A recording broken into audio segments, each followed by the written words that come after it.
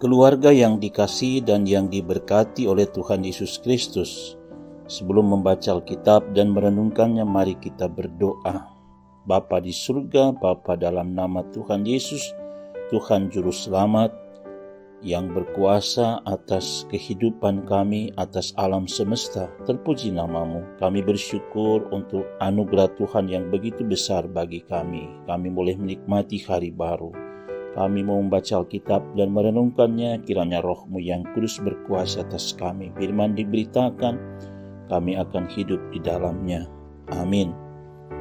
Renungan harian keluarga kita hari ini, Selasa 27 Juni tahun 2023. Firman Tuhan dari surat 1 Petrus 2 ayat 4 demikian. Dan datanglah kepadanya batu yang hidup itu, yang memang dibuang oleh manusia, tetapi yang dipilih dan dihormat di hadirat Allah. Tema renungan harian keluarga kita hari ini adalah dibuang namun dipilih dan dihormati.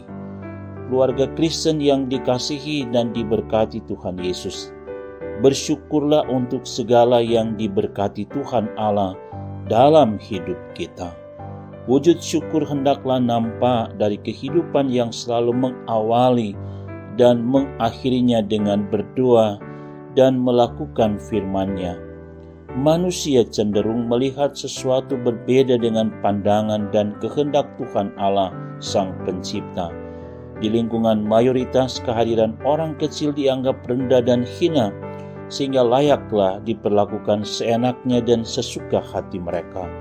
Ruang gerak dan aktivitas mereka dibatasi dengan tekanan-tekanan yang luar biasa, sehingga mereka tidak dapat berbuat apa-apa. Ini bukan berarti mereka tidak berguna dan tidak memberi arti dalam kehidupan. Keluarga Kristen yang dikasihi dan diberkati Tuhan Yesus, dalam bacaan hari ini, umat diajak untuk datang kepada batu yang hidup, yaitu Yesus Kristus. Ungkapan ini merupakan jaminan yang menghibur orang Kristen di masa itu yang sedang mengalami tekanan. Penulis menekankan sebuah hubungan pribadi dengan Yesus Kristus, bahwa Dia pun ditolak seperti mereka, namun Dia dipilih dan dihormati di hadirat Allah. Batu yang hidup oleh Nabi Yesaya digambarkan sebagai Mesias yang akan ditempatkan Allah di Sion dengan sebuah batu penjuru. Yesaya 28 ayat 16. Yesus Kristus juga membandingkan dirinya dengan batu penjuru. Markus 12 ayat 10. Menurut Petrus, orang yang percaya pada Yesus Kristus sebagai batu penjuru akan menjadi batu-batu yang hidup sekalipun terkadang dibuang, tidak dianggap dan tak berguna, namun dipilih dan dihormati di hadirat Allah. Keluarga Kristen yang dikasihi dan diberkati Tuhan Yesus, sebagai keluarga Kristen kita pun dipanggil untuk belajar dari pengalaman iman orang percaya di masa lalu.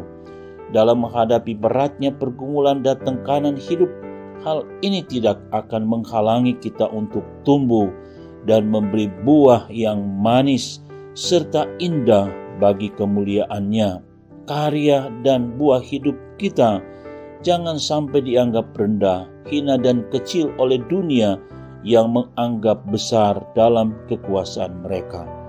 Berita ini menjadi penguatan bagi kita untuk tidak pernah berkecil hati dengan apa yang kita lakukan, walaupun sering dianggap tidak berguna oleh orang lain.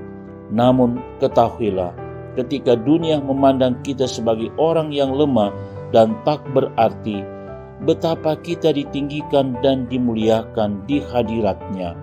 Dunia boleh membuang kita, tapi Yesus Kristus yang adalah batu hidup memanggil kita untuk datang kepadanya.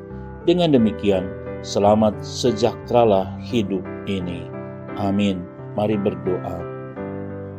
Ya Yesus Kristus batu hidup, teguhkan iman kami, agar kami kuat menjalani hidup yang sering dibuang dan mengalami penderitaan, namun kami percaya tetap dipilih dan dihormati di hadirat Allah.